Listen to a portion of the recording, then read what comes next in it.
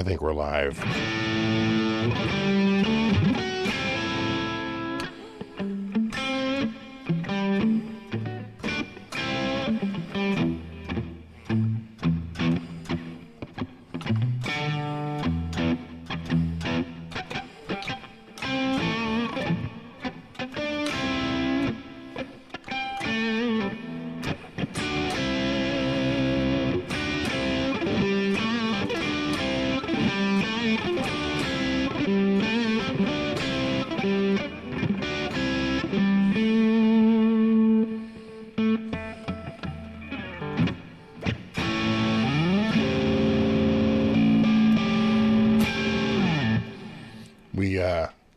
That's in tribute to the cold shot of air we got this week. Got a little cold shot around here. Coldest air since like last April. But just for a couple of days. Already mild again. And we got a nor'easter on the way. Yeah, tone clamp is working good. I had to do a tiny software update before coming on. Whenever it starts up and they're like, do you want to update to like the late? It's like, I do. I always do. Just do it. Just do it. It's actually pretty good. Pretty quick. Who do we got? We got Chris, Trolls, Deanna, James. Let me know if I'm too loud. This almost feels like a little too hot. Check, check, check.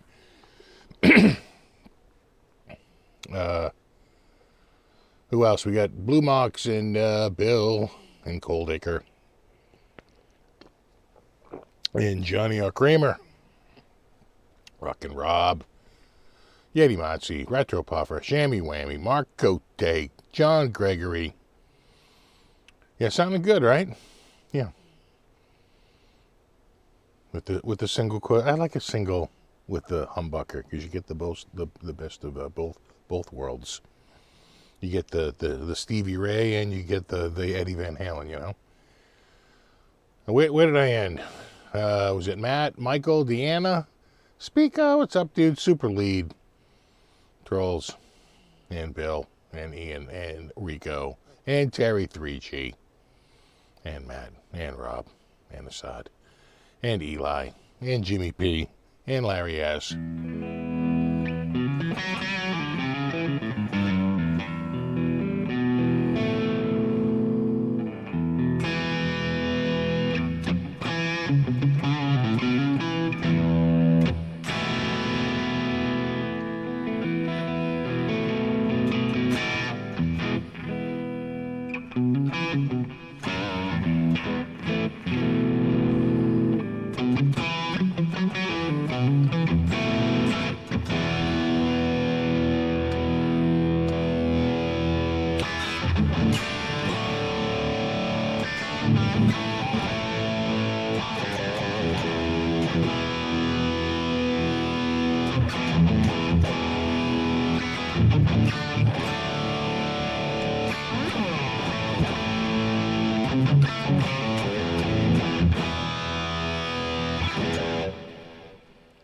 It does that too. I did see that Diane Keaton passed away.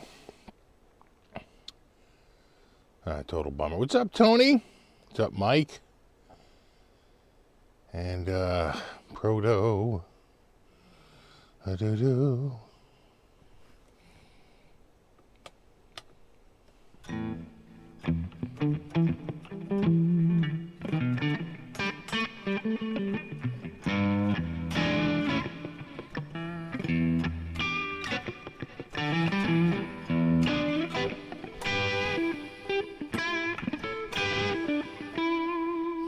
I know Badlands needs to do a run of tone clamps. No way. I own Tone Clamp and all its subsidiary rights.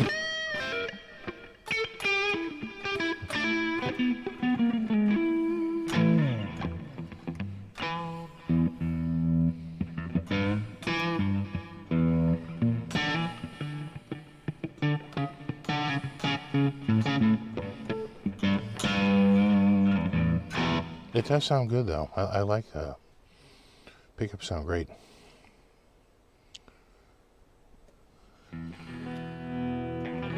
Hope I get to keep it. No, this is a loaner. All the All the guitars are the weaker loners.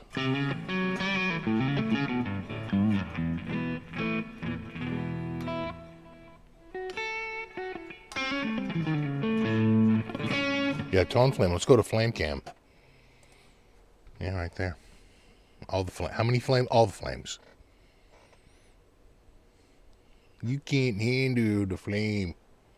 And the railroad spike. Inlays, I think, are quite sporting.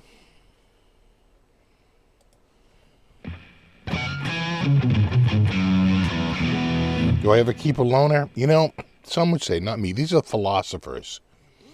Some would say, by definition, a loner isn't kept. Because then it's a gift. Just saying. It's not me.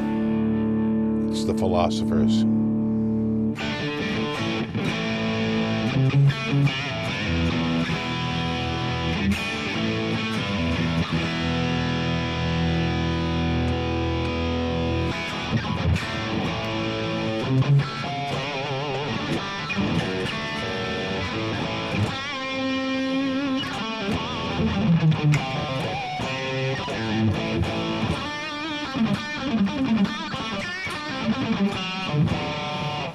Did you ever not ship one back? No. No, they were here, gone here. Well, we have a saying: here today, gone later today. And yeah, it's just going back. In fact, I'm not gonna lie, I already have the return label. It's probably going back Monday. Although Monday, we're expecting quite the storm, so I might delay it a day just because I don't want to take it out in driving frickin' rain. I might wait till Tuesday because it's going to be kind of a soggy mess. And, you know, I just might skip it and bring it, bring it back up. But usually I try to, I try to box them back up. I only have one out at a time. So Zounds, this isn't from Zounds obviously, but Zounds will send me 4. And I only really take one out at a time. I don't have them like 2 or 3 guitars out at a time. I never do that. One at a time. And then what I'll do is I'll take one out, and that'll be out. I won't put it back. And I take it out pretty much like I took out Monday's guitar today, and I shot the video this morning. So that comes out on Monday. The guitar's right over there on the stand.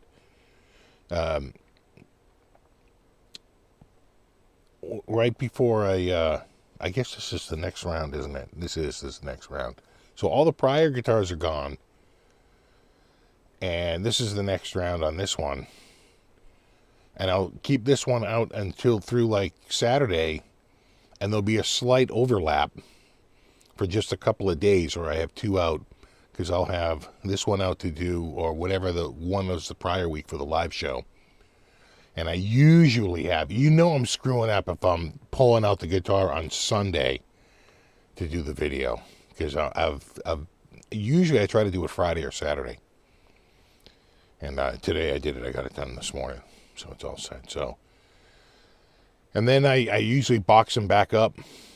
And I mark the top of the boxes to make sure they're all sent back just right. You know, it's a little bit, what you find is that you can make your life a lot easier with just a little bit of logistics. You know.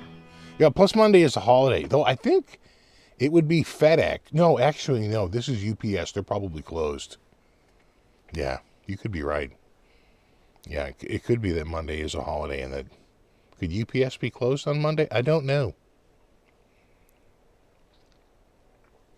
But we're going to get like a nor'easter. And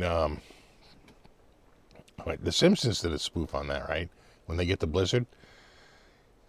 He goes, it's a classic nor'easter coupled with a classic southwester. And a nor'easter is a real thing. And it's the reason why it's called a nor'easter is because it comes up out of the south with a lot of moisture. Right? It's packed with moisture. And it's not really on land It's sort of out to sea a little bit, just like off the shore, up off the coast of the U.S. And when it comes up to us, it's like a little offshore, and you're on like the brunt of it on that like left side, and it's spinning counterclockwise, so it's dragging the winds down from the northeast because it's in a counterclockwise. If we were in the southern hemisphere, it would be clockwise, but the Coriolis effect. And it's also why there's really not big storms on the equator, because there's not enough of a Coriolis effect to get a low pressure spinning.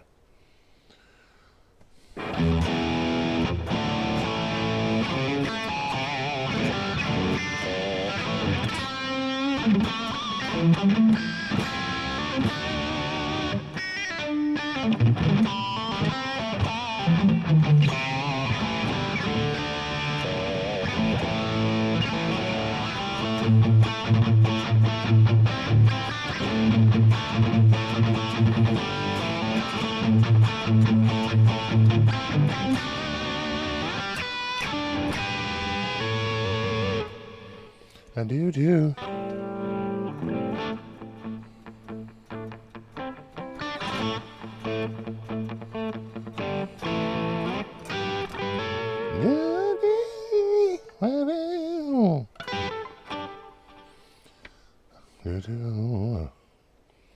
Our station in Panama, South America, you can see the water spiral out the other direction. Yeah, once you get below the equator, the rotation is in the opposite direction.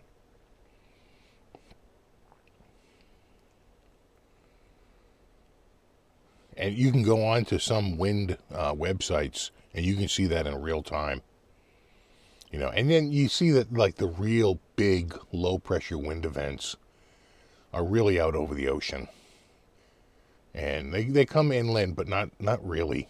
Not the kind of crazy storms that are out to sea that you can see on a wind measurement. They use they go, sweetie, on a probably satellite. They get the whole Earth. It's all ball bearings these days. Yeah. The toilet spin backwards. Water drains into a drain backwards. It's all backwards down there.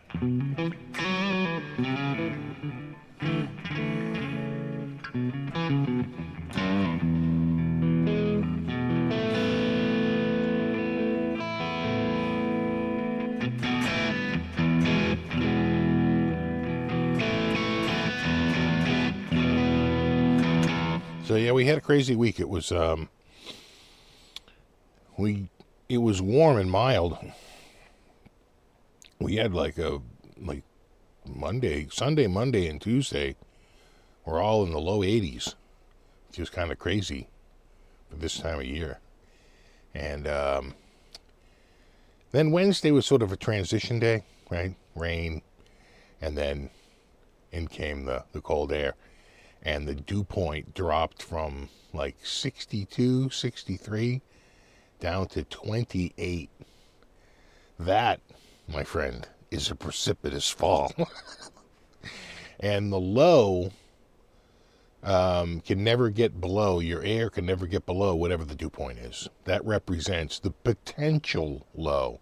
But everything has to be in place for the air temperature to actually get to the dew point. But we had it in place Thursday night into Friday, where you have no cloud cover, because that acts as a blanket, and you have very little or no wind, because that'll actually warm the air up a little bit, or constantly bring in warm air as you're trying to radiate out. It's replaced with warmer air. We had none of that. So Friday morning, we were just, according to my thermometer, we hit just about freezing, and then back up again. Never quite got, but I am way above my weather station, sensor array is like, 12 feet off the ground. So maybe down at ground level, it could have been, at freezing. Anyone made it to the Sweetwater Guitar Fest? I did not go to Sweetwater Guitar Fest. I'd like to go to Sweetwater sometime. But they never really reach out to me. It's like, okay. So I never, I've never been. I think on the same weekend as the Sweetwater thing it was Guitar Summit. I might be more interested in that. Head over the Guitar Summit.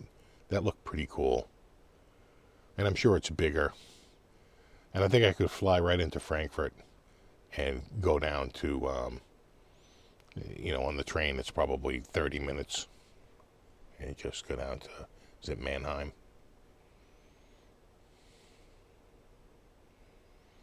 Went from 84 to a low of 37 the same night. Yeah, right. Yeah, here comes the fall winds blowing in.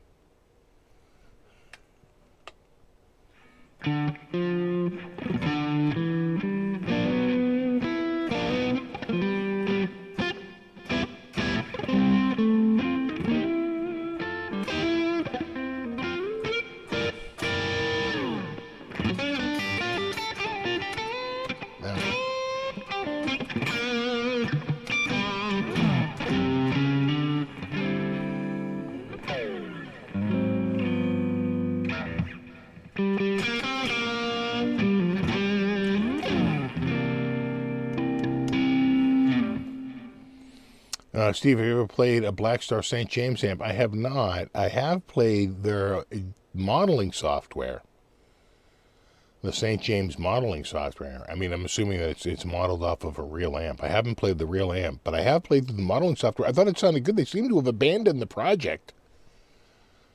I haven't really seen many updates on the St. James front. I don't know what's going on with it.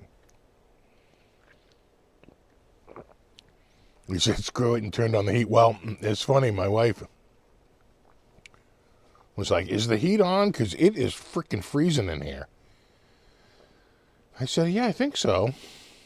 And I went up to the first floor and I checked the thermostat. We have two zones. The first floor and the basement is one zone. And the thermostat's on the first floor. And the second floor in the attic is the other zone. And that's in one of the bedrooms upstairs.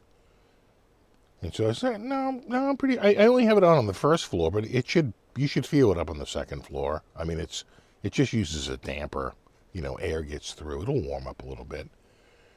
But I went upstairs and I checked the thermostat, and it was 61 in there, and I had it set to 66, and I was like, shit. Do I have a problem with my freaking heat now? But I had actually turned it off at the furnace because we were doing. I had the air conditioning on, and it suddenly turned cold, and I didn't want to run upstairs to turn everything off. I just turned it off at the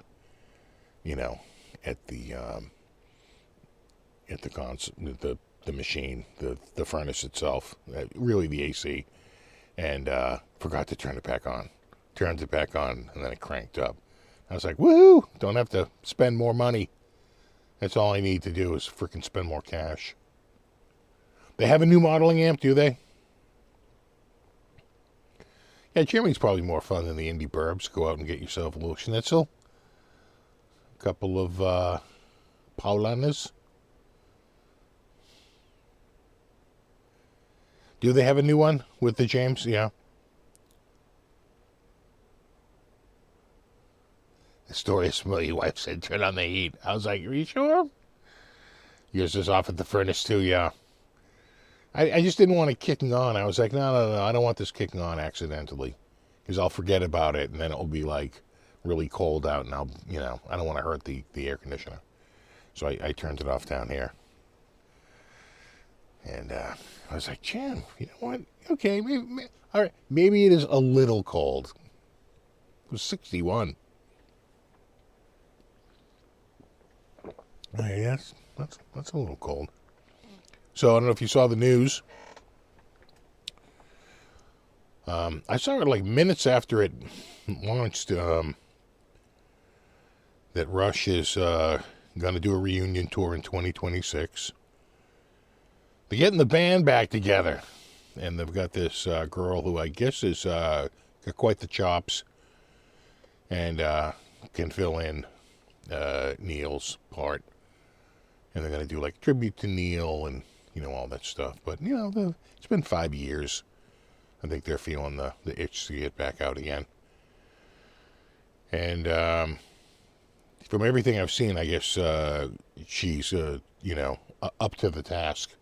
So it should be quite the tour. I'm sure it'll be it's sold out. I'm sure they'll do quite well. There's, I'm sure, pent up demand, having not been touring for so long. And right after that, I saw their announcement video, and like within minutes after it came out, it somehow showed up in my feed, and then I saw there was a video shot, I think earlier, at the Rock and Roll Hall of Fame, where they, I think, also divulge it. But that was, I think, kept under wraps until they have made the official announcement. And it should be good. I'm sure it'll sell out. I'm sure they'll be moving a lot of ticket sales. So we'll see. Exactly. Put a sweater on. I don't buy these blankets for nothing. Throw a blanket on. Is that gonna work? Well, it's a little too close to the desk. Let me move this just a hair.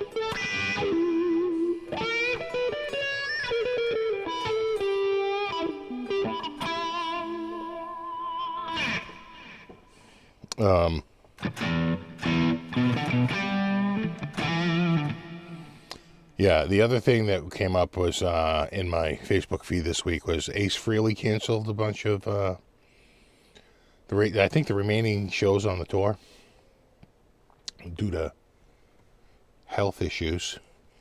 Of course, there's wild speculation out there that he had a stroke, and there's all kinds of stuff out there, but who knows? But basically, he's canceled the remaining shows on the tour. And he hopes to get back soon, but who knows what's going on there.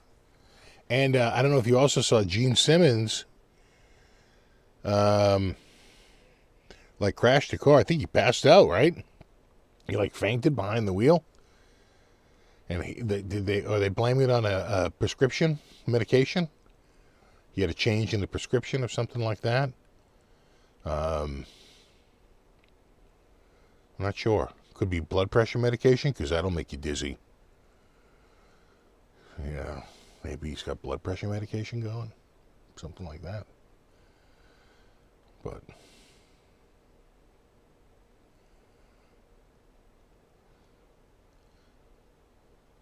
think about Rush's new female drummer. As I understand, she's up for it. Hopefully Ticketmaster will have bot situation fixed. Yeah, it's, there's always someone out there trying to game it.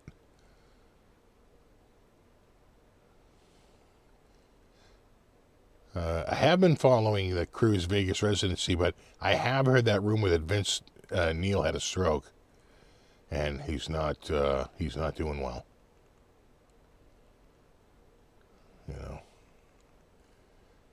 Which would make sense. He had some hard living.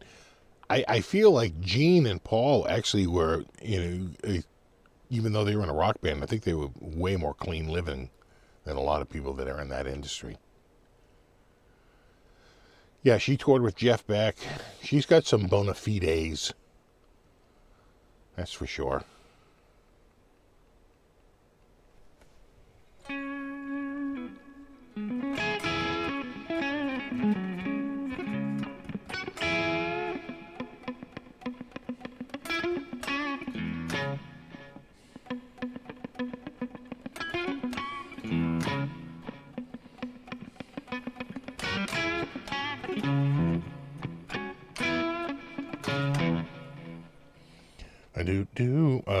Also came out this week. It looks like the Behringer suit settled. The thing about that Behringer suit, remember the guy from Clone, the Clone guy, sued Behringer? Well, the case was dismissed with prejudice, which means it can't be brought again, right? Versus without prejudice, which means it can be brought again. So if it's as if you had brought it and it had come to a conclusion, and therefore you can't bring the same charges twice. And so, well, it's certainly the same claims. Not really charges, claims, right? It's a civil suit. So it looks like the settlement was they changed the name again, right? From Centaura to like Zentara or some, right? Zentar instead of Centaur. It's like starts with a Z now. And that was it.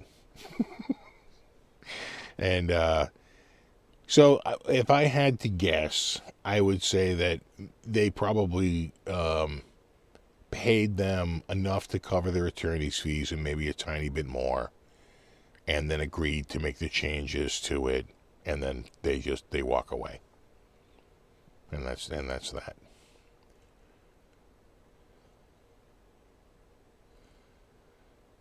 Yeah, right. They moved the logo, I think. Right. It sounds like a C, but it's right. It's Zentara instead of Centaura. Similar, but not. Just enough of a difference to not have a reasonable likelihood of confusion, which is the standard. That is good.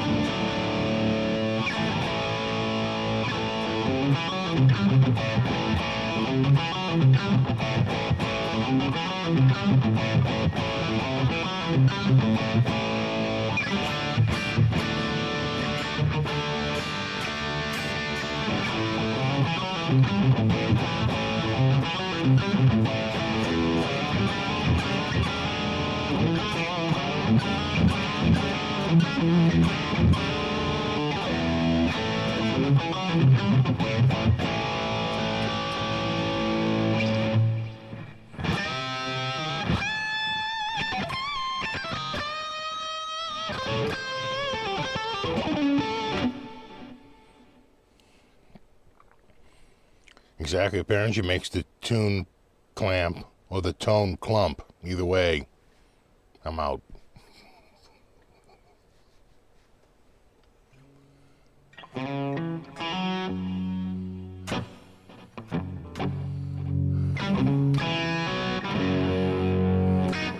Any idea on a good roller bridge for an ouch? Nah, never bought one. Look on Amazon. Check the ratings and reviews.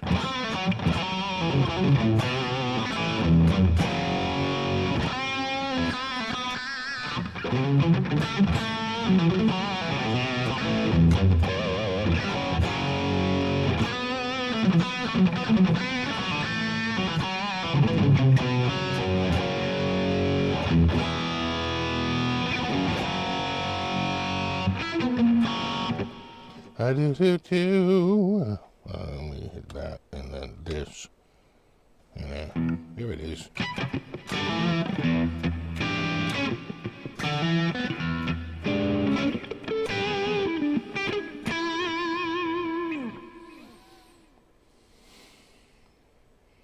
Oh yeah, no, you definitely gonna, Terry's right, you're definitely gonna have to, like, take some very detailed measurements and know exactly what the spread is and be able to match that up to some schematic offered. Make sure, because they make standard and metric. I think Bobby bought a, it was funny because I think he got a, it was a fake Chinese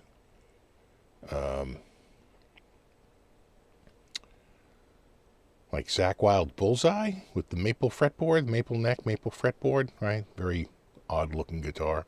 But it's the Chinese one. I think he paid like $250 for it, $300, $250. And he got it used. I think he got it off of Craigslist.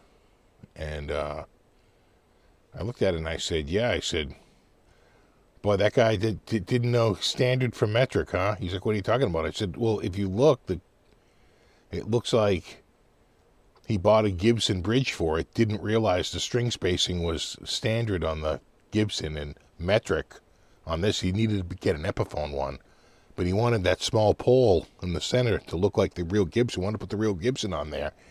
And you can see he bent over the posts. He probably tapped that friggin' bridge on there. You probably never get it off. You can see the posts are like slammed in. He was like, oh my God, I didn't even see that. I said, yeah, no, that was a dude fitting a standard item on a metric system. That's never coming off.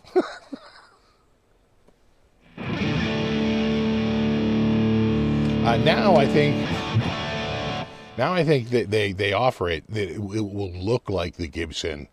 It'll have that little pin at the top instead of the slotted screw. People were like, oh, the slotted screw looks like Epiphone. I want it to look like the Gibson. I think they finally do that. They've been doing it for a few years now to make everyone's Epiphone look a little bit more Gibson-y.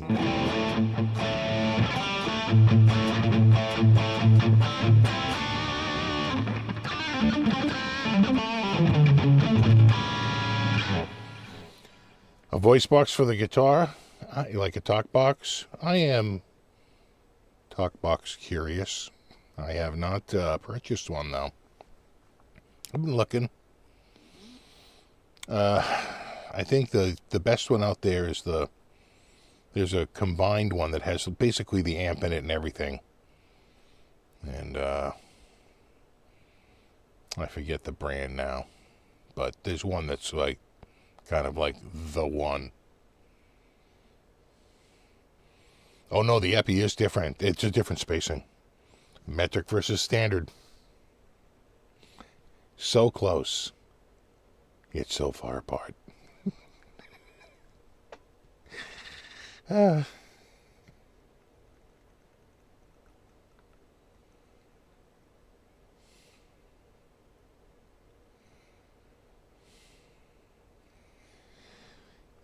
Well, you know how they got around it, Terry, I think on like a lot of the Floyd Rose, is that they'd put the notch on one post and then the other post would just be a flat bar. That way it didn't matter what the spacing was. As long as it wasn't so narrow, it was beyond that flat bar, or so wide that it was beyond it, it always worked. And it didn't have to, it wouldn't go side to side because it had one side that was notched in. So that was sort of the way around it, a catch-all side. So it didn't matter what the spacing was. It would work on it.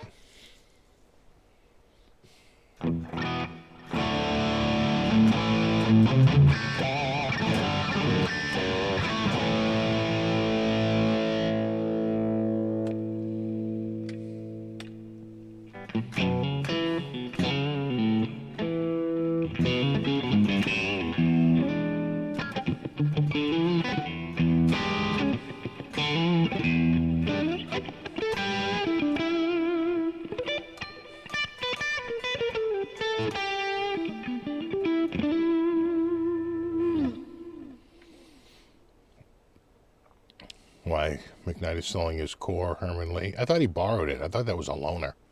Did he say he was selling it? If he's selling it, then it's to fund the channel.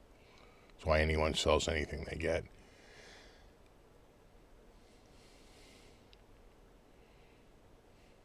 Have a good one, Demont. Which one? This one here? That's a Kramer Pacer Classic. Like a $300 guitar.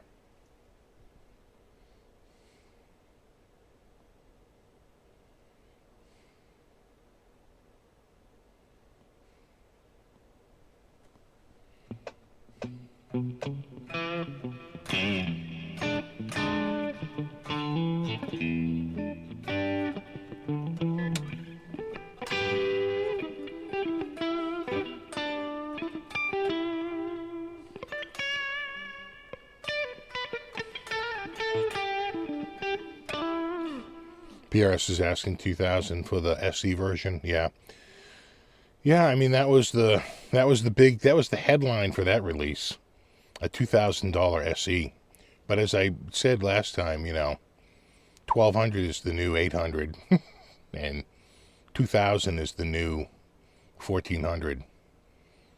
So get used to it, because, you know, it just took a little bit, but eventually that, you know, those taxes are going to kick in, and that just gets passed right on to the consumer.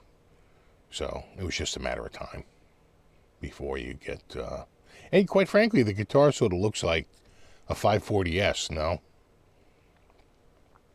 It looks like the guitar he played when he was with Ibanez. It looks like an Ibanez 540S. Right? But it was just a matter of time. There's always a lag between when something gets implemented and you actually start to see it. The big news that came out a couple of weeks ago was that Fender raised prices across the board to sort of take the sting out of some of the import taxes. I wouldn't doubt if we saw that happen again, because now they're talking about even, you know, it caused the stock market to tumble yesterday. Talk about even more tariffs, and, you know, it just people have, you know, it makes discretionary spending that much harder.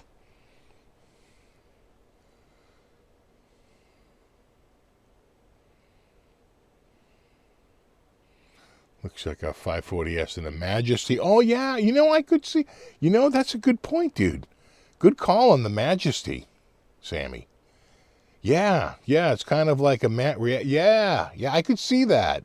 Yeah, sort of like a 540S and a Majesty sort of mashed up together a little bit. Yeah, good call. I didn't even think of that, but as soon as you said, I said, oh, no, yeah, I can see that, yeah.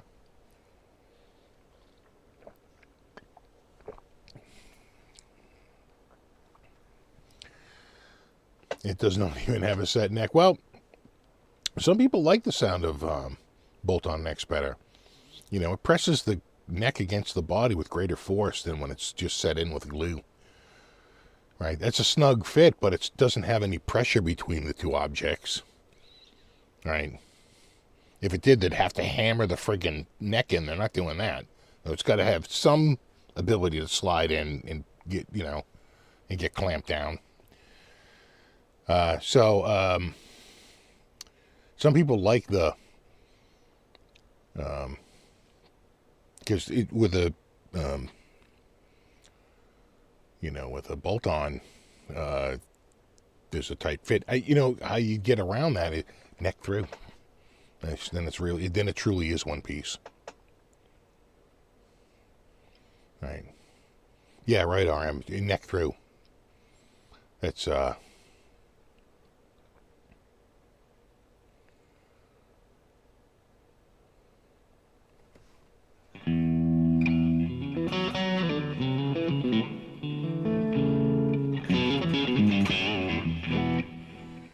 similar to a Jackson USA. I might think that the Jackson might have a slightly larger neck. You know, Grover Jackson was trying to make a Les Paul Strat, right?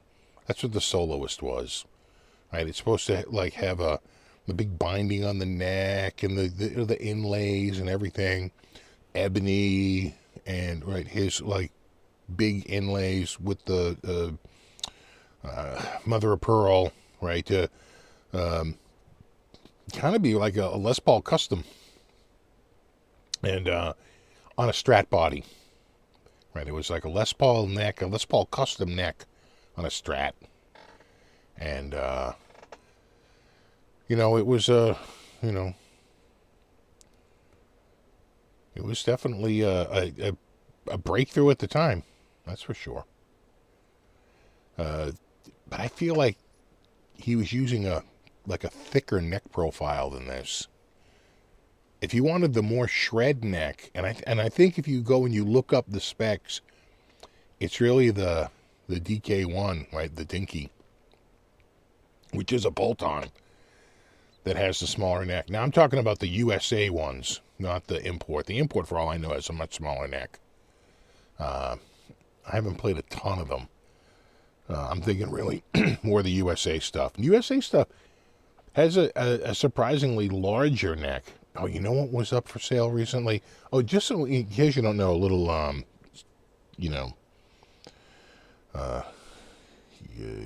little tip. Guitar Center used is having a sale, 10% off across the board, and I almost made a purchase, but I didn't. Let me see if I can get. Let me see if I can find some photos of it. Did I upload photos of it, or did I not upload photos of it? I might not have. You know what? There's some photos. Yeah. Okay. That's a macho. Okay. So, it's not the best picture. This is shot with my phone of a screen. But one of these was up recently. That is a 1986, so pretty early 87, late 86 Kramer American Stage Master. I just had one of the modern Stage Masters here. It's the Stage Master, and that's a, ebony fretboard and a bound neck. And it's in a flip-flop blue. You can see the flipping and the flopping right there. And it's a neck-through construction. So this guitar is, almost 40 years old. It's like 39 years old. Looking pretty good. I'd probably take this out and throw it in a tumble cleaner and get all that gunk off of it and then just spray paint it, right? Use the same knob. I could just probably get a replacement. But, it's it's a little dirty. Could use a little cleaning. The OG Floyd. And then there is the Kramer American headstock. They would say Kramer American, but they wouldn't say Made in USA, because a lot of it wasn't. This guitar was, at least the primary neck and body were made by ESP, I think. So the fretboard, maybe even the frets and the binding, like pretty much everything. They might have even, but they might not have done the paint. So the final painting might have been done in New Jersey. But certainly that body and neck, and the fretwork and the binding, it's all done by ESP. The inlays, that's all ESP. And then it would show up in America, and they would put in German tuners and a German tremolo.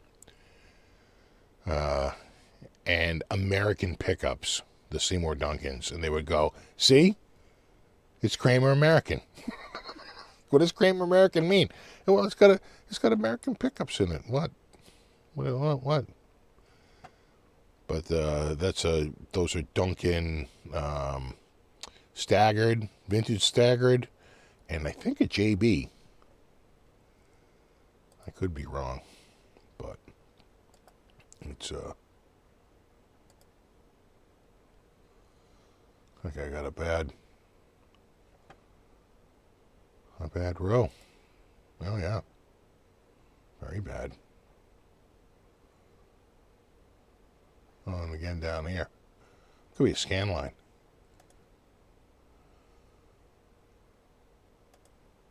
No, it's in the same place. Check that out. But anyway, this was up for... well, let me I'll leave it back. That was up for $14.99 with a hardshell case, with original hardshell case. That's actually a pretty good price for that. You know, most of the Dreamers on Reverb want, you know, well into the 2000s with the occasional, you know, super rare Kramer. You know, you'd be lucky if I sold it to you for only $4,500, and you know, it's got some big giant sticker mark. These were extremely rare. You're lucky I'm even selling it to you. You know, but you know, $14.99, $1,500 is pretty good. Now, when you take off another $150, because they're doing 10% off, it was down to $13.50. And so, you know, when you're down to $13.50, well, you know, now you got my attention. $13.50. But you know, at the end of the day, I was just like, I don't need another guitar. I have so many freaking guitars. The last thing I freaking need is another guitar. And while I was hemming and hawing, it sold. I knew it would. I said, oh, that's going to sell quickly. A brand new in 1986, it had an MSRP of $1,249. That's the equivalent of $3,500 today. So, in a very real sense, you're getting it for about, instead of $1,250, you know, if you're paying $1,350, you know, even if you're paying $1,500, you know, when it's all said and done, with tax and everything, you're probably looking at about $500 back in the day. Oh, nice little discount.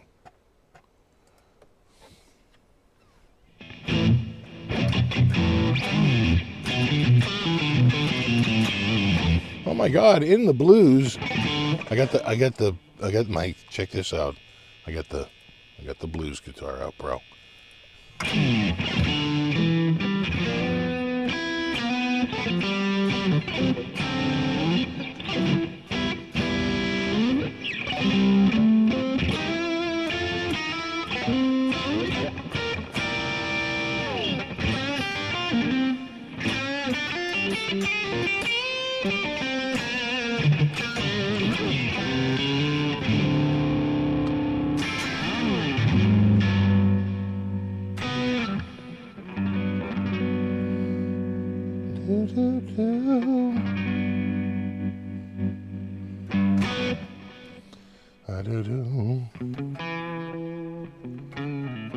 Always room for more, yeah.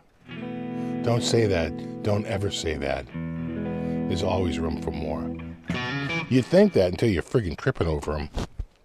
And you're like, my God, I have too many friggin' guitars.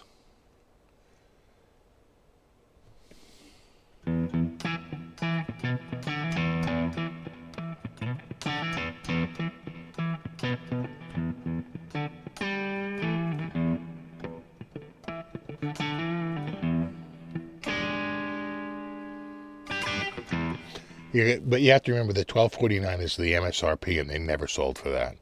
You could take that. I'll tell you what they sell for them right now. Do I have a calculator right here?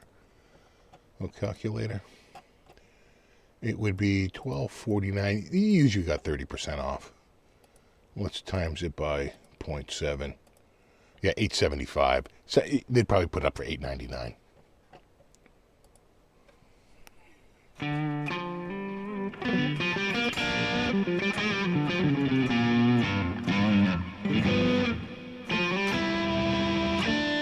Exactly. Nothing says blues than a pointy-headed guitar with flames on it.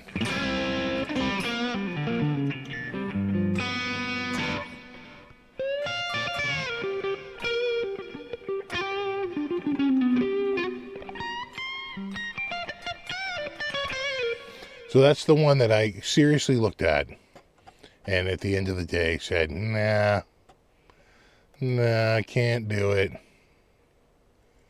Oh, that flip-flop is pretty sweet. I was like, nah, no. And I passed.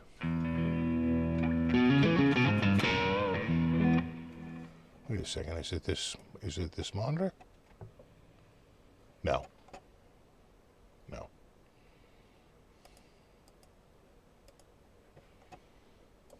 Is it? Oh.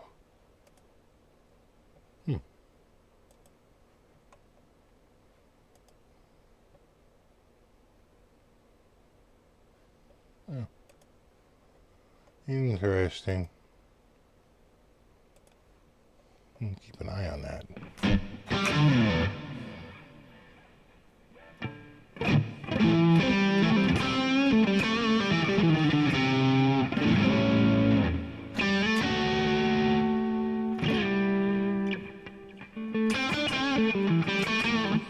Yeah, the Kramer was flip-flop. They had a flip-flop blue, a flip-flop pink. They might have had a flip-flop white.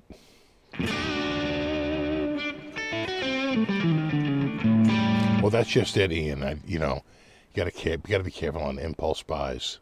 Can't buy it just because it's a good deal. Or can you?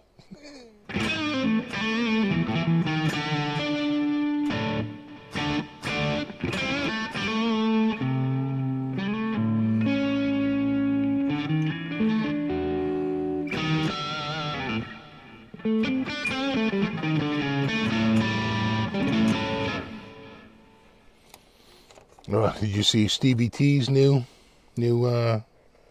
musical direction? He's going all in on kids tunes, which, quite frankly, is a really good fit for him. And I had a friend who, one of my oldest friends on YouTube, he had a Thomas the Train based channel. He's got over 1 billion views. And over 1 million subs, and it's pretty. It's a pretty big market.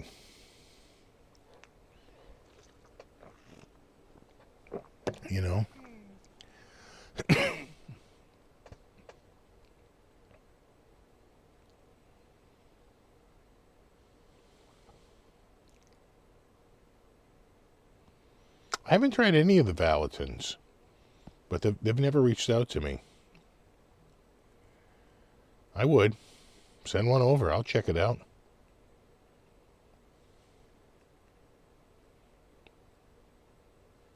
Exactly. If Jimmy was alive, he'd be probably playing at Badlands. Listen, we can only speculate, but probably.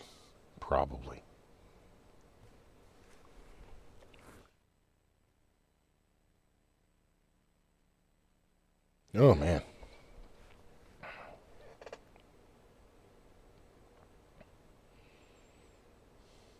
How many guitars does a guitar player need? All of them. All of them. Any less than that, and if you're not first, you're last.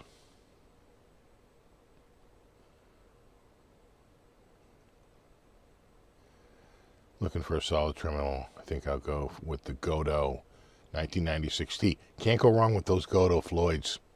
They're really good.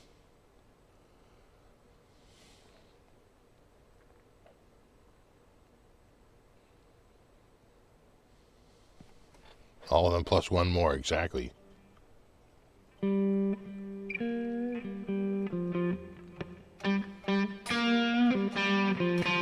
How many guitars does a guitar player need? All of them. Needs all of them. Plus one.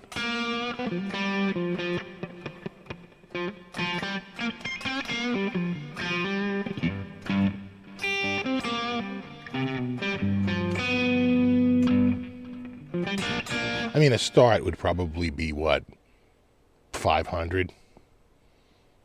Then you'd be on at least a start. Then at least people wouldn't be pointing and laughing. And then the sky's the limit.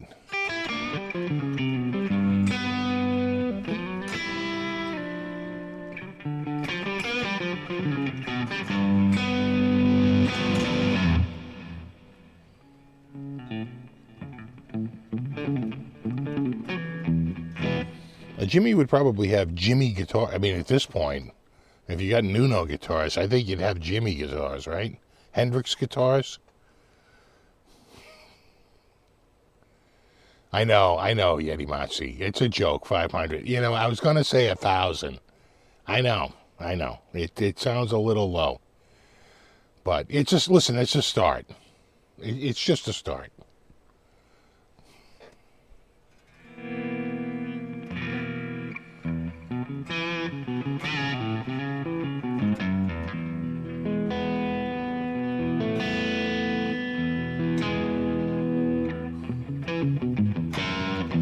You just need one of every brand. I mean, how many could it be? Right? I mean, how many brands could there possibly be? 100 trillion. Exactly, Jimmy. Jimmy would be playing modular synths, probably.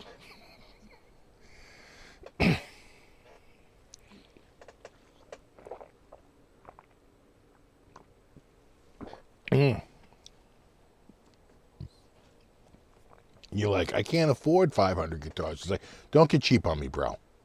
Come on. You a professional musician or what?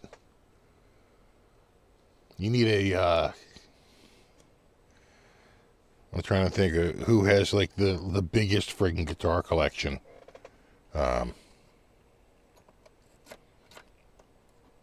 Rick Nielsen? He's up there.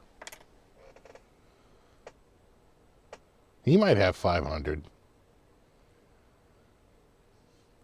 Bonamassa?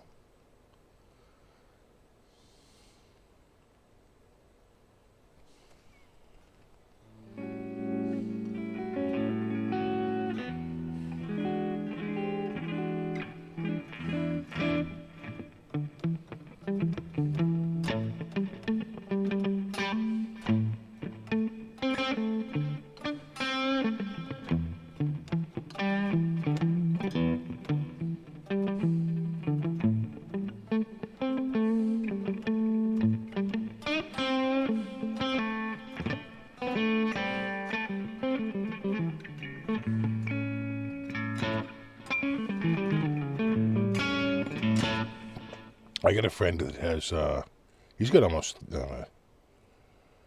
300, but they're all lefty. All southpaw.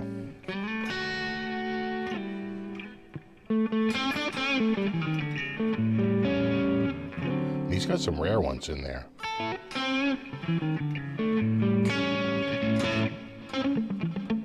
Yeah, Slash, he's another one.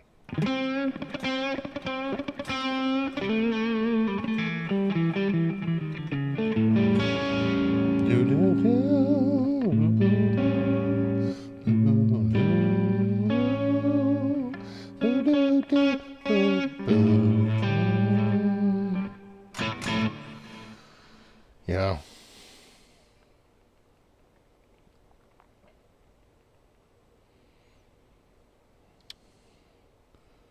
Les Paul Junior models would be sub 700 with the 10 off.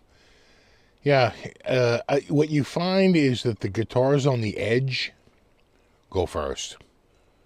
So you'll find like some of the lowest priced, like Fender Custom Shop Strats and Tellys.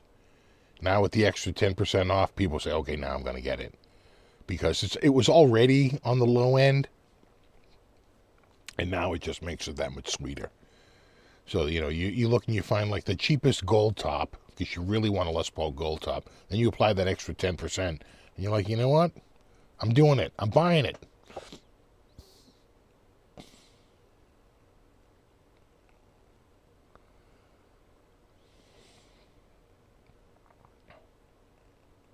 Yeah, exactly. If Bonamassa were alive today, he'd probably be playing a flamed Badlands GX-1 Pro.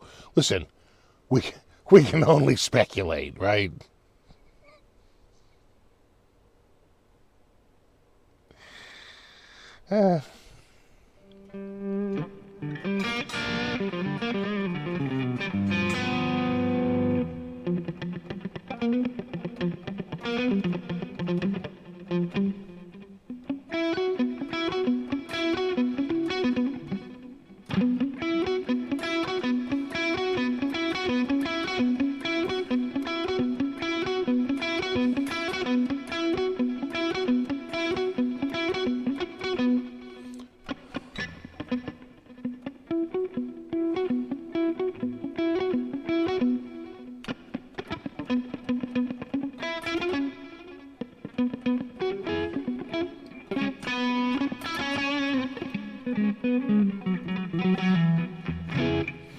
an LP recording, that's the one with all the gadgets on it, right?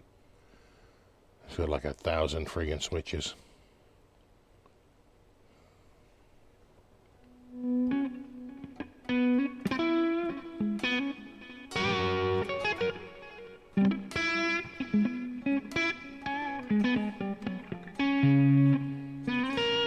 You could be right. Bonamassa could probably be playing the Herman Lee SE. You know why? He could afford it.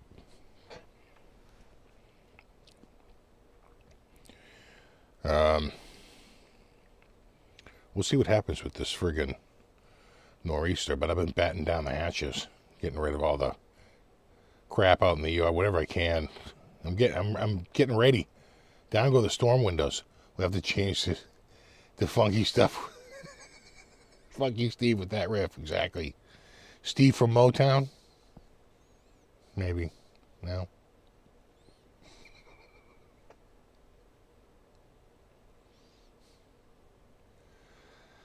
Do-do-do-do.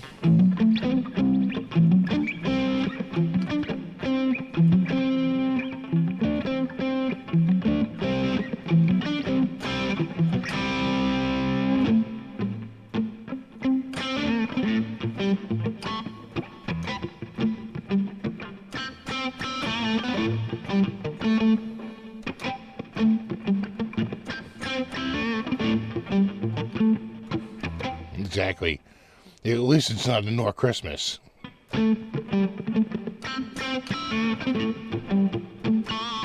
They're saying 2 to 3 inches of rain.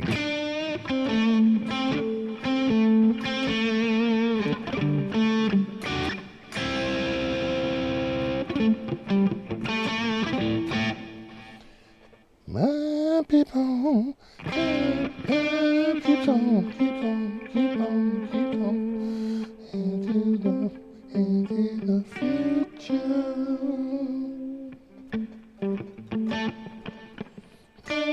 Keeps on, keeps on,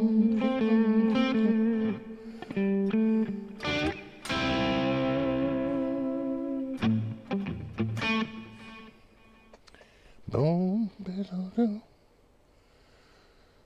do do do. With the Kramer American guitars is the taper Kramer or block Kramer aesthetic. Well, the blocked one is an earlier model. They went to the larger tapered Kramer later on because they just wanted a larger. They wanted it's kind of like it was the '70s Strat all over again, right? They just wanted a larger billboard, so they didn't really change the size of the headstock. But they changed the size of the logo so it would stick out more. They saw what Jackson and Charvel did. Right? Or maybe they were first. I think they were first, and then because Charvel doesn't go to toothpaste until 89 or 90. Right? That's when Charvel goes. Right? And Jackson is big, but I think that Jackson might have been the big one. I think they were all kind of chasing Jackson. They were like, the logo's too small. People can't see the freaking logo. God. And so that was a move to make the make it more apparent. But I think the Kramer aficionados sort of like the 3D block one. They didn't like the tapered one. Right? Because it was so used to the block when it had been blocked for years. And all of a sudden they switched it up and people were like, whoa, what? What are you doing? Steve, the plumber just left. Can we start over? Well, you can tell the plumber I fixed the spigot today, the garden hose spigot on my house today. I noticed the other day that it was dripping. And I was like, oh, you son of a bitch. And so one of the things you can try and do is just tighten it down a little bit. But that didn't do anything. And you're trying to twist it and compress down that, the rubber washer in the valve. And nothing. It's still dripping. making me mental. Because what's going to happen, it's going to get below freezing.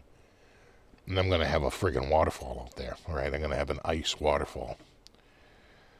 And, oh.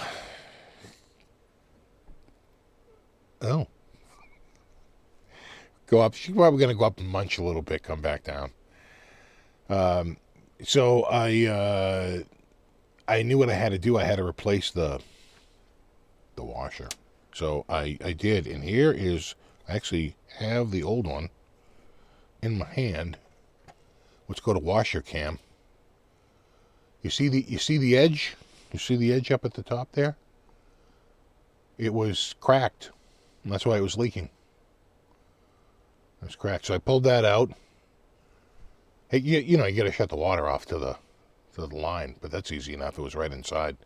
So I shut the water off the line, drained it out, pulled out the assembly, the valve assembly, which is just one friggin' bolt, right? It just literally screws out of the top.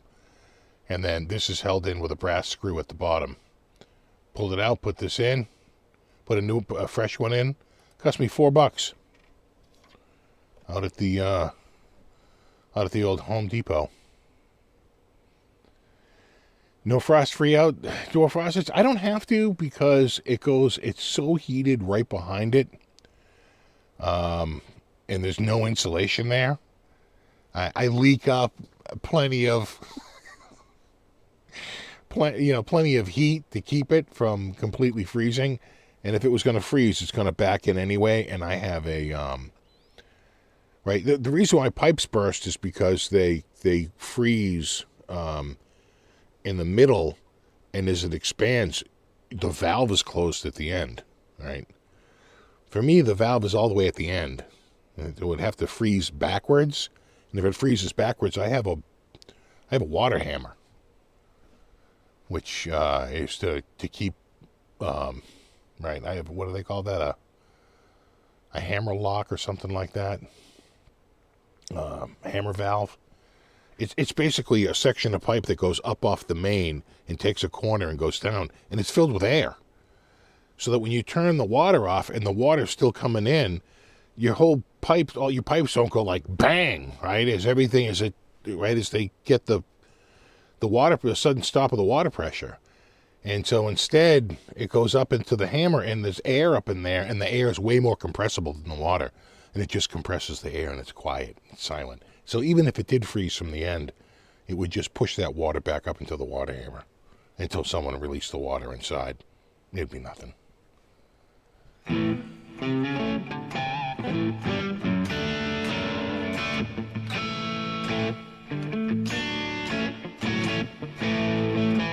Exactly, vice grips. Did I use vice grips today? No, but I wanted to. But instead I used a fitted wrench and a 11/16. Worked perfectly. Had to do the same thing in the spring, yeah. Well, my wife loves it. She's like, anytime we don't have to call anybody for anything, I'm down. Like, I hear you. We actually had to call, it sucks, but we had to call a plumber for her dad. I could not clear that clog in his upstairs. And it was clearly going up the vent. The water would go down into the sink. And then when you let off on the disposal, it would slosh back up. I said, oh, it's going up the vent pipe. Right? And then finally when you let it off, gravity's pulling it back down until it reaches the same height as what's in the sink here. I said, you got a serious clog below the trap. So she finally just called the plumber, and they came in, and he had to go. I said, he's going to have to go into the basement and open the trap. She came back. I said, did he go in the basement? She goes, yeah, he had to go down to the basement and open it up and get in there and get it out. He got it all cleared out, though. And it's all good now. And she said, yeah, he said that there was a big clog right past the trap. I'm like, oh, really? Yeah, pretty much. I said, it wouldn't hurt you to run the water a little bit more when you're using the disposal. I'll bet you're just not using the water. Run the water. Start the water, then run the disposal, leave the water running a little bit, turn the disposal off, then turn the water off. It's like, I just feel like they were barely running the water when they were using the disposal, you know. Now you're paying friggin' $300 to a plumber. If you're lucky.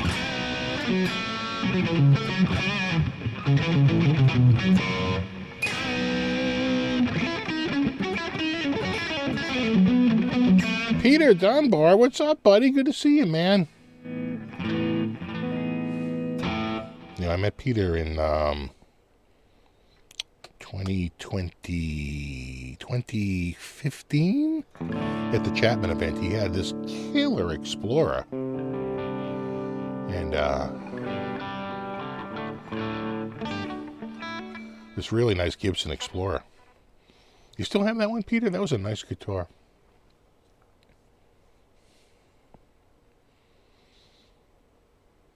Thank you.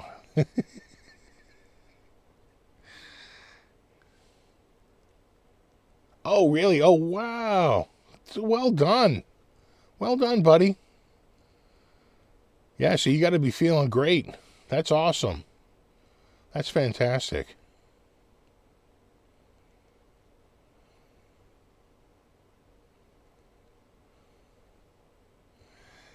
Plumbers are telling you not to run the water. Yeah, they'll visit us later. You kind of do. It kind of has to flush out the debris. And I just don't think they were running the water.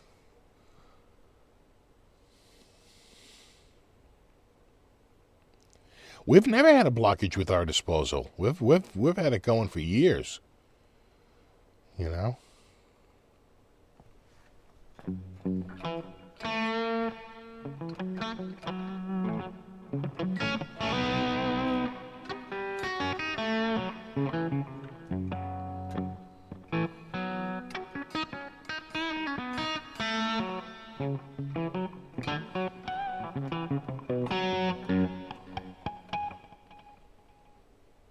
Cookie dough cow cat looks at the couch, says, "I'm gonna go up this way."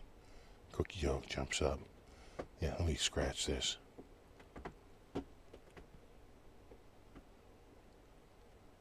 Hearing that? It's like goddamn fireworks going off. And we jump up, or we going under? She looks and makes a decision. She says, "Bitch, you talking about me?" No, go ahead. Oh, new plan. Jump down. New plan. Yeah, no, okay.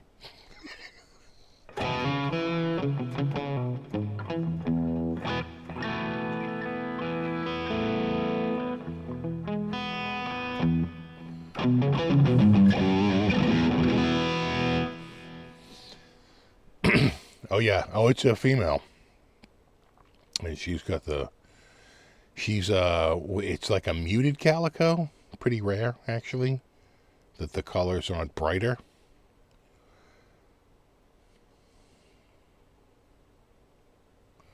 Exactly. Abort mission. Abort. She's like, maybe I do want that third steak.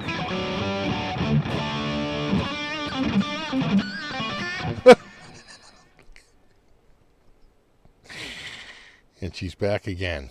Oh, right up.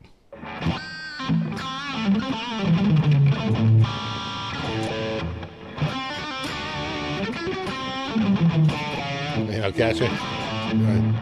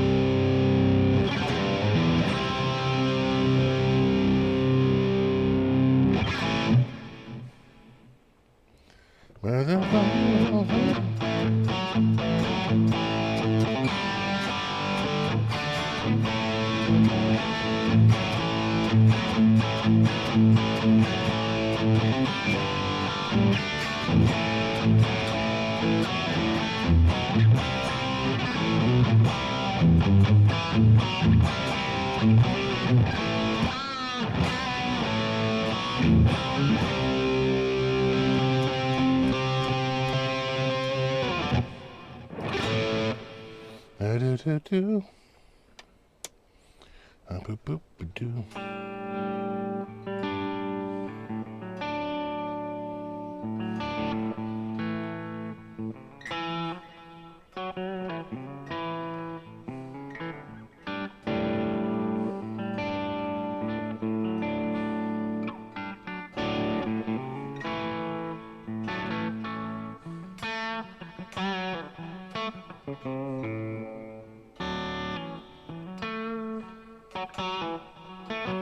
Oh, you have a Bengal? So the one thing I do notice about Bengal cats is they're the only ones I ever see on the friggin' wheels. I very rarely, it's not impossible, but it's very rare you see a cat on one of those, exercise wheels, cat wheels, and it's not a Bengal. I've seen it, but it's pretty rare. It's like 10-1 Bengal cats to non-Bengal on the wheel. Dogs are a different story, but for whatever reason, Bengal cats, they take to the wheel right away. The other cats, like my cats, they're scared shit of it. They're like, nope, no thanks. They get up there, oh my God, it moves. They're like running from it, totally frightened by it. So it's like this big monolith in the middle of the living room. We sold it.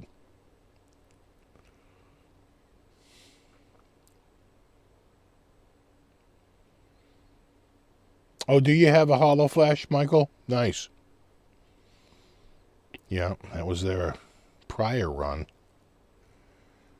And this one is currently in production.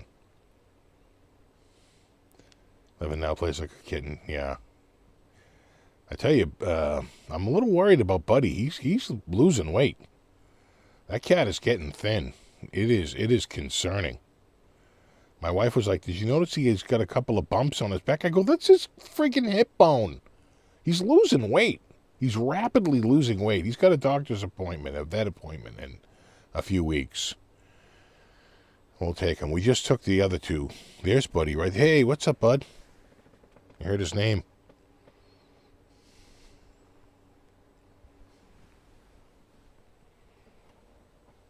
Right there.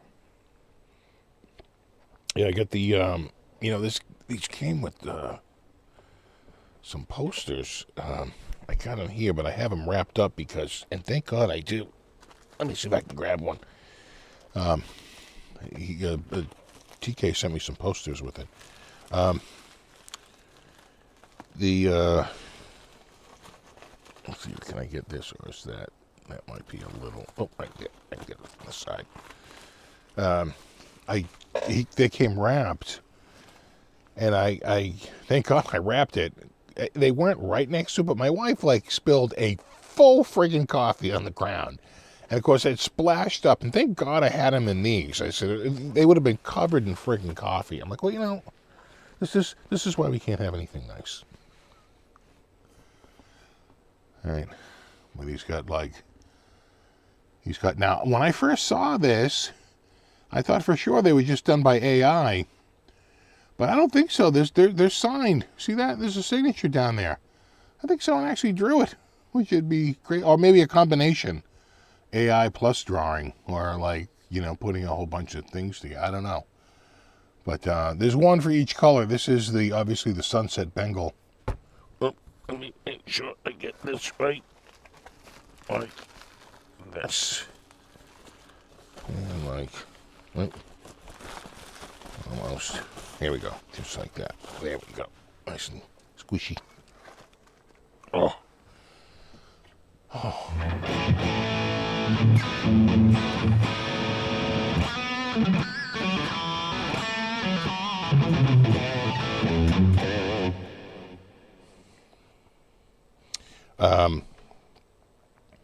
So there's one for each of the main colors. There's one for the red, the blue flame, red flame, the blue flame, the retro Bengal, and the sunset Bengal. So a little bit of poster kind of looks Flash Gordon inspired. Yeah.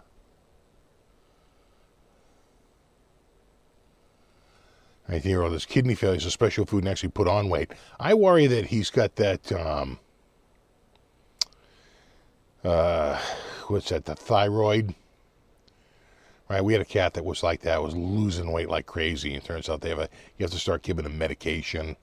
Then you have to make sure that they're fed separately from the other. Oh, it's a big goddamn nightmare.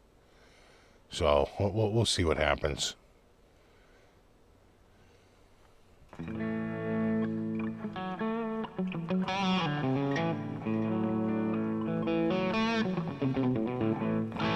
I thought they couldn't ship my poster because it didn't fit in the case, but then you found it wrapped inside a box, yeah. It's funny because I was like, this might be the most padded shipping I've ever seen. And then he was like, hey, just so you know, I put some posters in there for you. And I was like, oh, cool. And I was like, what? And of course, duh, I'm thinking they're rolled. So I'm like, I don't know, what was he talking about? Posters? And then I said, oh my God, that was that padding on either side in that, right? So he put it in the box and he slipped on either side of it, the posters, because they're in the frames, and he got them in the box. I was like, nice. And some nice packing there. Yeah, hyperthyroid. I think so. Buddy is, we don't know for sure because he's a rescue, but we're thinking he's like 12 or 13, something like that. We've had him 5 years, and they thought he was a 7. That was their best estimate but we don't really know. And Sweetie was 2.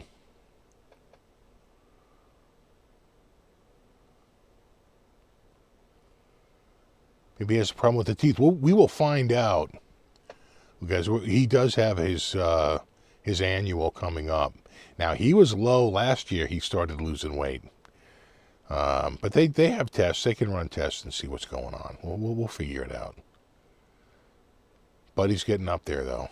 Of course, all the weight is going to sweet Cutie, because she was over 20. And the doctor was like, I'm putting her, she should be for her size cat, at about 14. He goes, so we had to get a special plate, the puzzle plate, because she likes to really chow the dry food. And so we put up it's harder to eat. You can't eat in big giant mouthfuls. You can only get out like one piece at a time. And so it just slows you down. So hopefully we'll see less puking, because they just gorge and then puke, and maybe she'll lose some weight, we're hoping.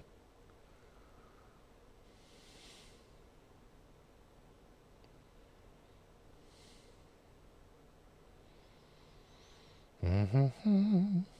You have the poster that came with the hollow flesh, sure, yeah. No, they try to make it like as I say, it's kind of like a box set, right? When you don't get just the album, you got the box set. I love did you ever see the Portlandia when Fred Armisen gets the B-52s box set, and it's just full of I was dying. And so many people were like, I really wish this was a box set. Of course, one of the things included was a copy of the actual B-52s, but barring that, a lot of the other stuff was pretty smooth. So while it's just on my mind, we saw a house this week. My wife and I, we were getting a little kooky. Yeah. Right. Okay, let me go up here. So we were looking at different houses, and we were looking at this neighborhood. It's in Worcester. Worcester. I just want to live there so I can do that. Worcester. Anyway, it's up on a hill, and it has like views of the city But this neighborhood is like insanely nice. So I'll show you the house in a sec here. Yeah, hold on, I'm a little off. Yeah, here we go. Yeah, right about there. Jeez. Come on, there we go, right there. So this is not the house. This is the neighborhood, right? So you see a house like that, and you're like, oh, that's a pretty nice house. What other houses in the neighborhood? Oh, it's a pretty fat house. It's kind of nice, right? You're looking at this house, you're like, that's a nice house, right? I mean, you're looking at all these houses and you're like, holy shit. Oh, that's a pretty fat house. Right? So you're driving down the street and you're going like, oh my God, this is like unbelievable. And this is the house right here. It's not quite as fat as those, but it's slate roof, and that's the house right there. It's 3,800 square feet. The house we live in now is 2,800 square feet. So it's 1,000 more square feet. That's it. This house is on the market for like $100,000 less than our current house, because it's in Worcester, than what our house is at. But even Worcester has nice neighborhoods. I mean, look at this place. I could look at that. I could live here. Right? That's the friggin' house. And it was up for $899 and no takers, and now it's at $675, which is like, they have our house at like $799. Again, because we're just so close to Boston. And when you're close to Boston, you get, this tree is gone. That tree is history. You can see it in some shots. See, there it is. The tree's gone. See? The tree was just there. Now the tree's gone. So they took the tree out. The house is unbelievable. Of course, does it have more than one staircase? Of course it has more than one staircase. Of course it does. See, look, now the tree is back. See, that tree is gone. But on the on this side, again, the tree is gone. From this room here and this side here, you have views of the city. They're like, stunning views of the city of Worcester. It's a pretty nice house. And then, of course, if you go up and you look over here, like that, you can't see this house from the street. But I would say that house looks pretty fat too. I'm just saying, you're in a pretty good neighborhood. You're in a pretty damn good neighborhood.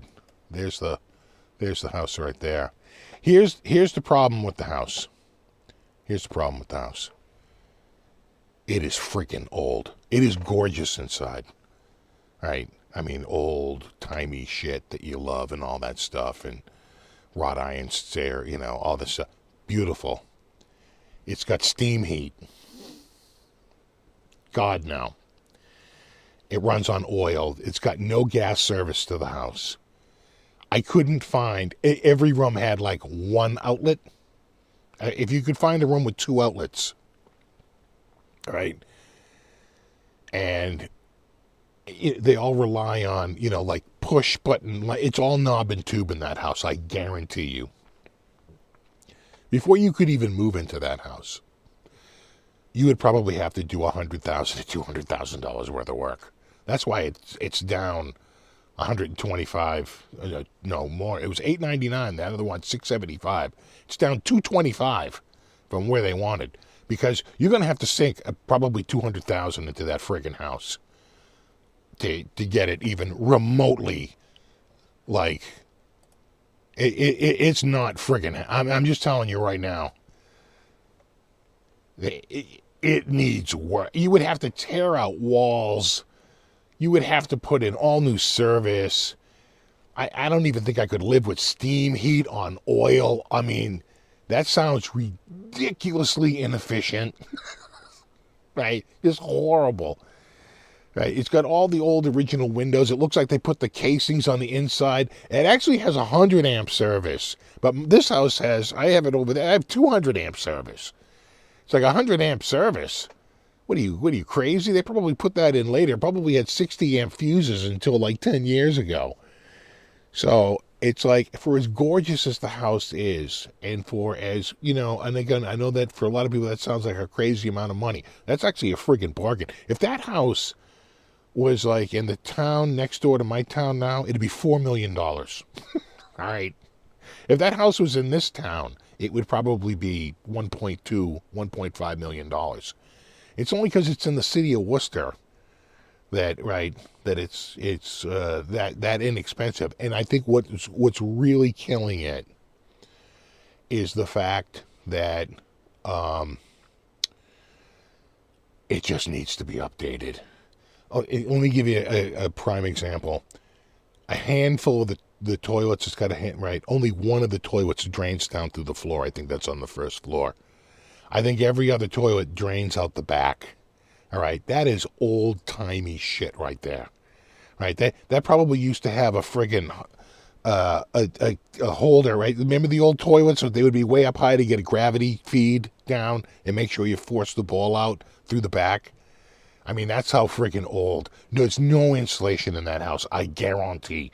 And you couldn't even get insulation in the house because no insulator will put insulation in the house that has knob and tube. Because you have like bare frickin' wires in there, right? You have bare wires going up to a tube and it goes through the tube, right? And then over a knob. It's knob and tube wiring. It's so friggin' old. It is just, it would be a friggin' project. So here's the listing. And again, now you see the tree is gone. We've been obsessed with this house. Every other house looks like crap. You're looking at other houses, you're like, feh, you call that a house? That's a goddamn castle right there. Look at that thing. My God. Look at that thing. What a beast. This door alone is like $6,000. It's some like Italian door. My wife was like, I want that goddamn door. Like, all right, calm down. Right? I mean, it's old-timey. But look at this. No hood over the range. Oh, dude, it's like, please.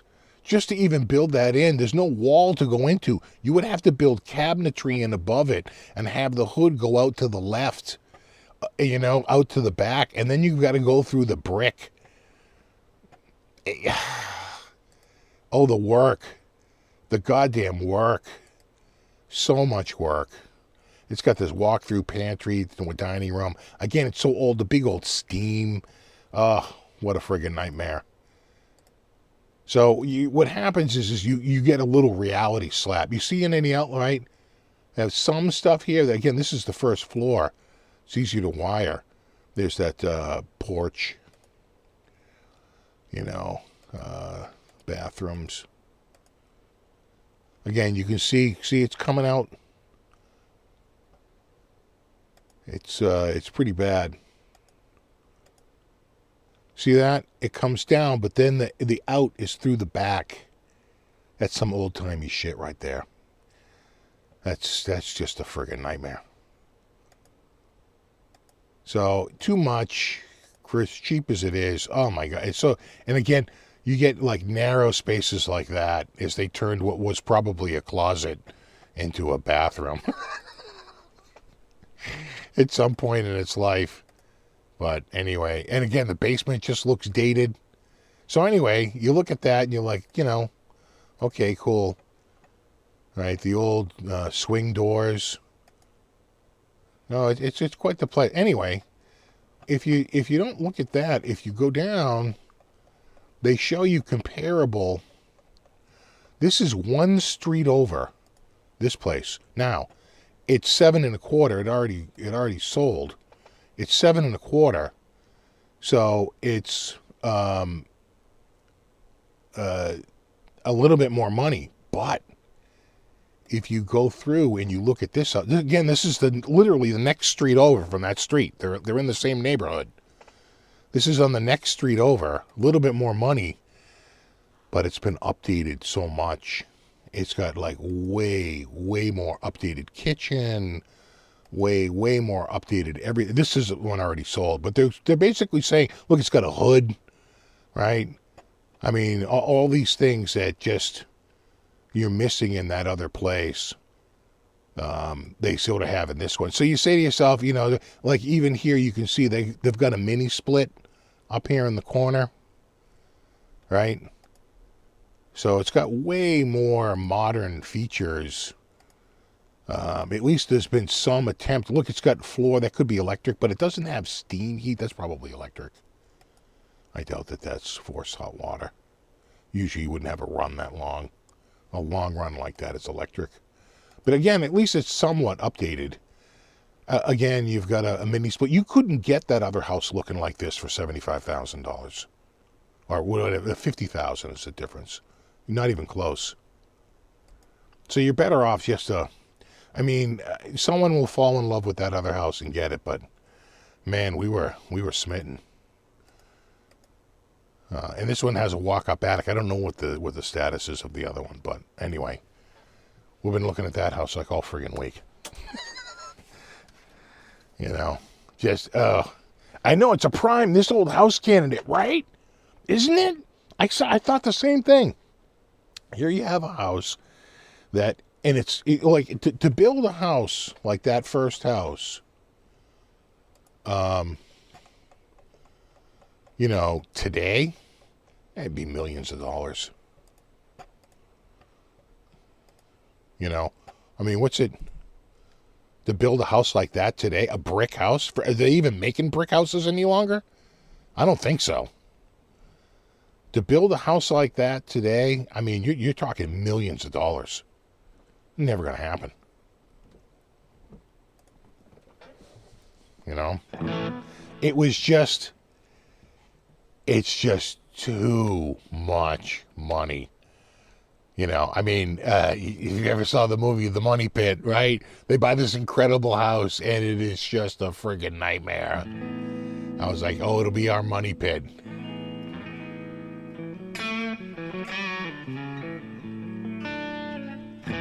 I don't think, you know, my inkling is that it wouldn't flood because it's up on a hill like that. But you never know. You could be in a path of running water and still get water in your basement. You know, I didn't see any sump pumps, but it is worrisome. Every house is a suspect.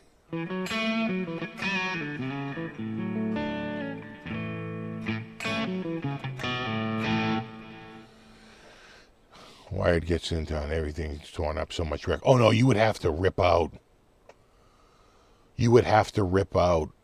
like, oh, so much. You'd be trying to drill through beams and to get up to, you might even have some electricians come in and say, you know, you might want to run some of this through the outside because it's just so difficult to run on the inside. As you saw with that other house, they did some mini splits. They just gave up on air conditioners and just wanted to put mini splits in, which I don't mind. I'd put heat pumps and mini splits in, but oh, the money. Oh, I could just see. You know what? That needs to be like, you know, I could see like a young couple with no kids, right?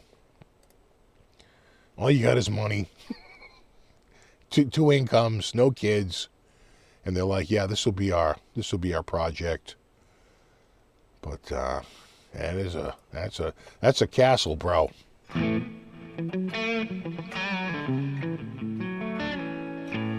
Yeah, see, we're on a hill. That's why I don't think we're safe. I don't think you're safe on the hill necessarily, because we're up on a freaking hill and we get water in here. Almost by definition, if you're on a hill, don't you have like rock underneath it? That's why it's a hill.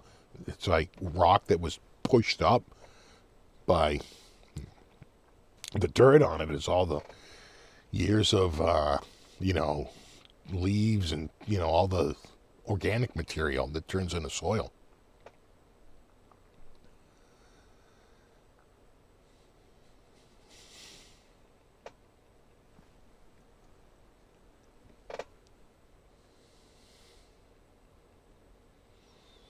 You're in a path of water too. Yeah, see, I worried that it would be, because if you notice, it's on quite a hill. I want to say it in front of this house on this street here.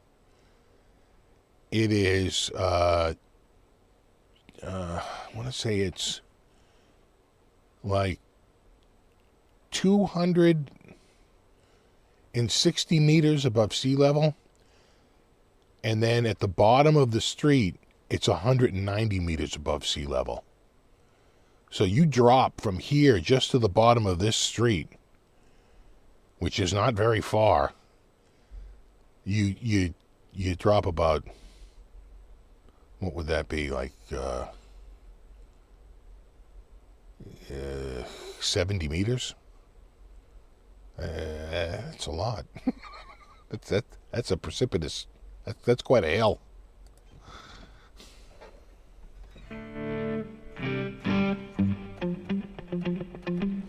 Just got the knob and tube replaced. Yeah, we don't have a lot of it in here, but I had an electrician come in and look at it, and he was like, "All right, okay, let me look." He sent me over the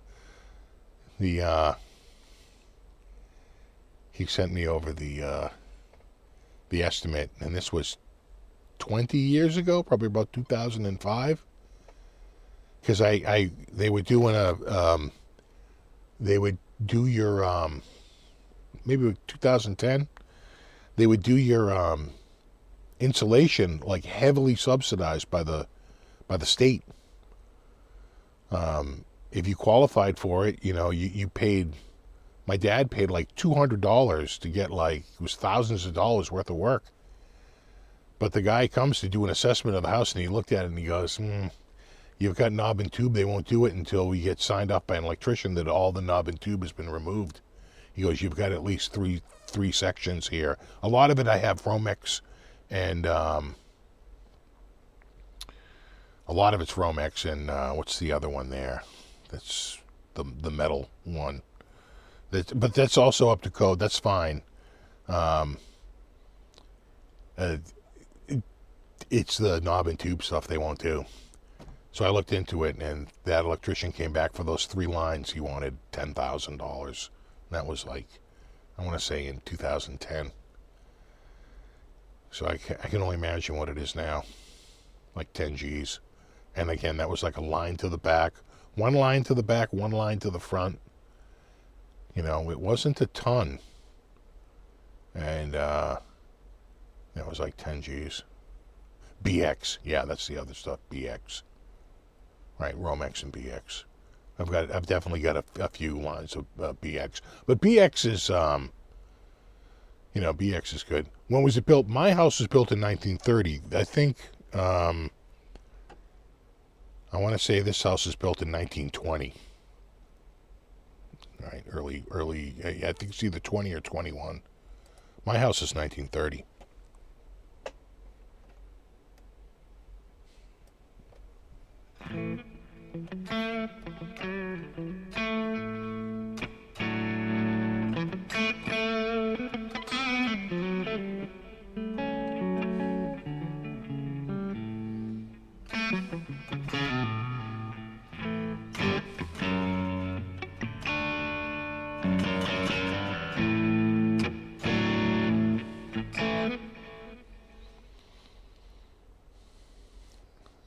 Did you assault on the pricing? You took one look at your cars and said, "All right, well, you're broke." Sure.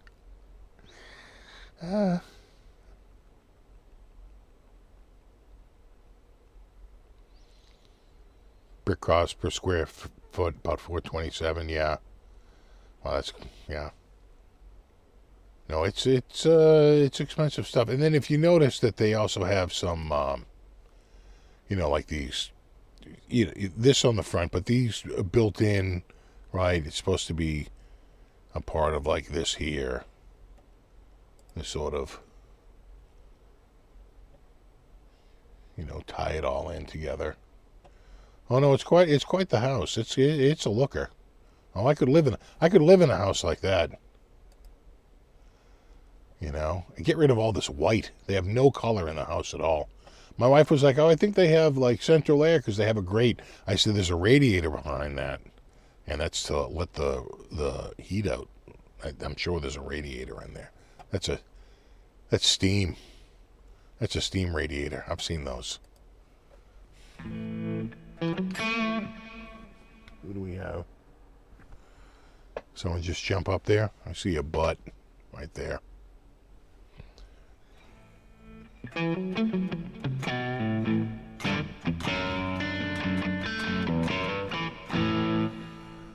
Century home in your old hood that had oil steam. Yeah. It's not a good combo. Inefficient oil, inefficient steam. And they bang, right? The steam bangs as it gets, it's under pressure, right? Because it's steam. Oh, it's a freaking nightmare.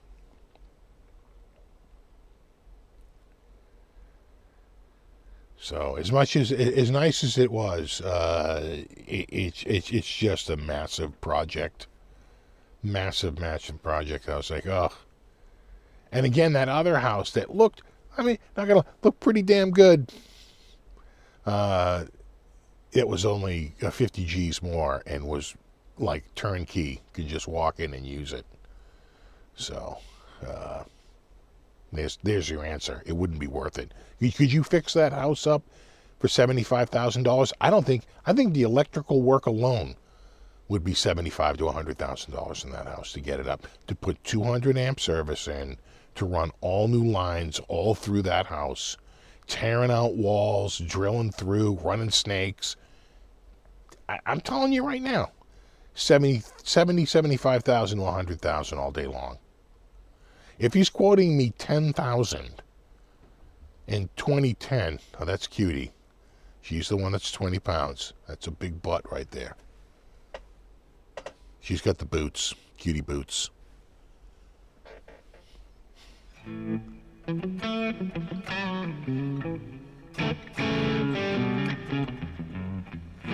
I've seen steam radiators too. They're in my house, yeah. We had steam when I was a kid, and they're noisy, and they get super hot. Right? They're dangerous if you have kids. Now that house is like a house for like I said, a young kidless couple that have a couple of jobs and they're looking to take on a big project and they want, they have dogs and you know what I'm saying? It's like it's definitely oh God, there's a lot of money. And then, don't even get me started on the plumbing. Yeah, you're probably looking at $100,000 in electrical, probably $100,000 in plumbing, and then probably 15, 20 grand to get the kitchen up to date. By the time you're done, you just get a place. You gonna say 20,000 for the electric? Not around here. That guy quoted me to do 3 lines. I had 1 knob and 2 lines. Remember, everything else is BX and Romex. I had 1 line off the back. I had 1 line up the front that did the front porch and a couple of outlets up there, and 1 line on the back that did a couple of outlets, like in the back, like a light switch in the back. And he was quoting me 10 G's on that. 10,000. That was not even. That was between the basement and the first floor, and it's all wide open.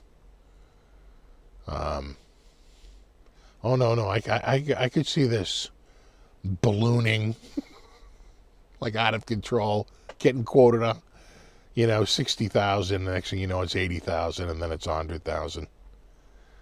I think we're trying to move a little bit, into maybe out of the city, but the only good thing about Worcester is that you can go down and take the train right into Boston. Right, they are connected with the train line, so you don't have to drive to Boston. You can go down and hop on a train. You take a train right into the city, and that's huge.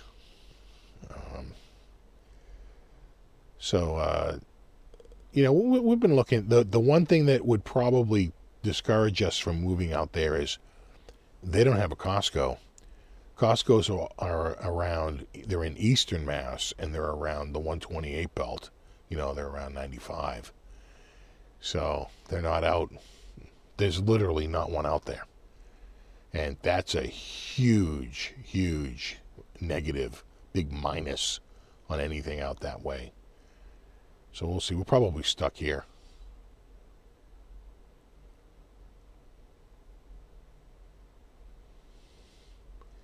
You still have my Panorama amp? I think I have one amp, only because it wasn't working. I sold off a lot of them. I think I have a Loco because it wasn't working right. And then I still have the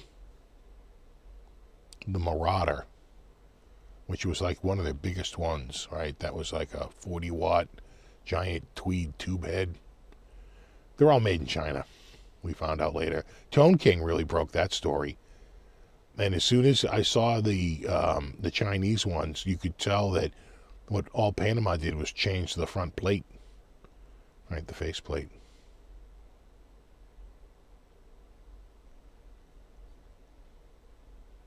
So you could have bought that Inferno that he was selling for $9.99. I think you could get it for like $4.99 if it didn't say Panama on it. They're like literally half of what he was charging. So he was getting them, putting them in maybe his custom, I don't know, enclosures? I don't think so. No, Tone King had a good video on it. He sort of broke that story.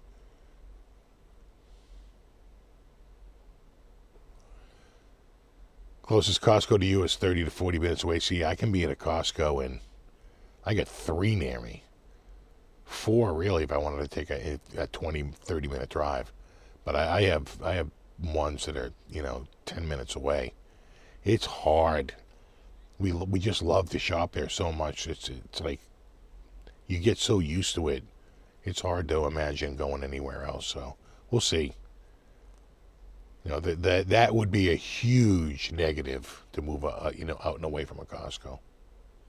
Really, 5-minute warning, man. Tonight flew by, huh?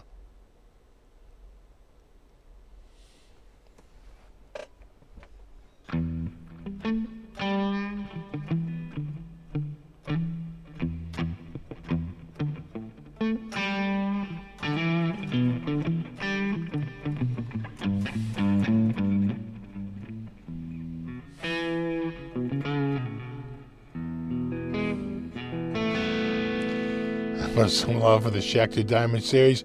That guitar is dead to me. Dead! Some are calling it the worst guitar ever made.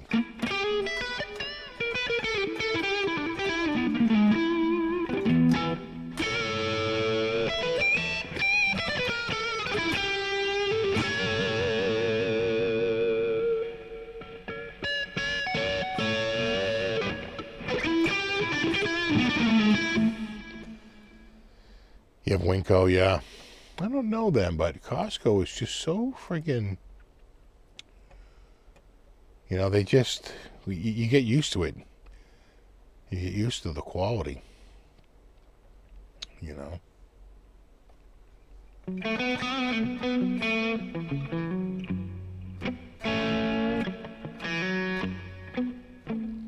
Exactly, no Costco, no house, exactly. Plus, we go to Costco for gas. The gas and tires. Oh my God, car batteries. You cannot touch them for car batteries. So, it would be hard.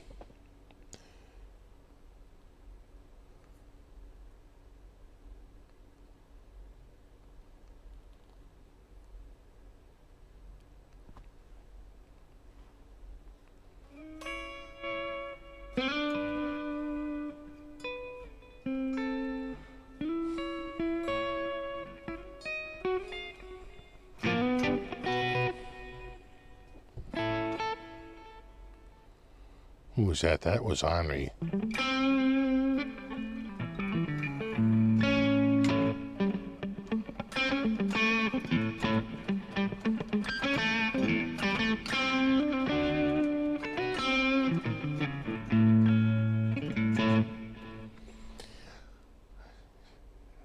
not a crowds guy. Didn't like Costco.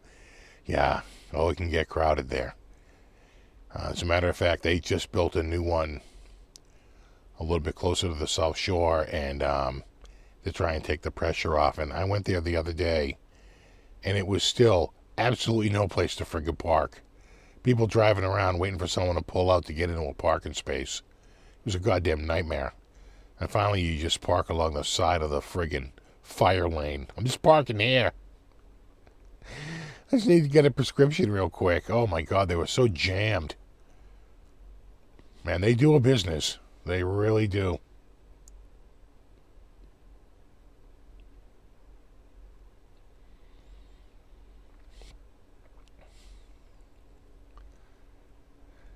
Gibson's proud to introduce an exclusive line of Les Pauls exclusively for Costco. You know what? They would probably sell a ton of guitars, but yeah, I could see them doing a run, sell a few thousand.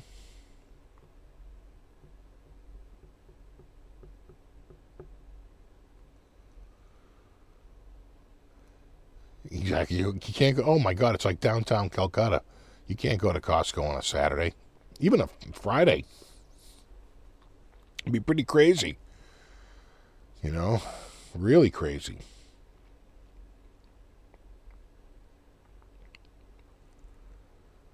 But they can't be beat for some things, especially like optical and like glasses and contacts. I remember my optometrist basically saying, like, I don't buy them that cheap, let alone sell them. She's like, I can't compete.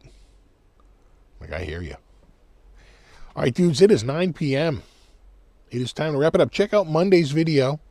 We have an all-new Guitar of the Week coming on Monday. And it should be awesome. I had a lot of fun making the video today. You will see that on Monday. Check that out. Same time. I try to release them at the same time every week. Within a few minutes. We'll see. And yeah. And then we will do it all again in a week. And until then, have a wonderful week. And I will see everyone, and bro fists to everyone. Everyone gets a bro fist this week. Not just the mod squad. We're bro fisting. Everyone gets a bro fist. Well, they're coming home. They're like, are you finally done yet? They're walking in the front door. All right. You guys have a great week. I'll see you next week. And there you have it. All right. Later. Where's my thing? Here it is. Later.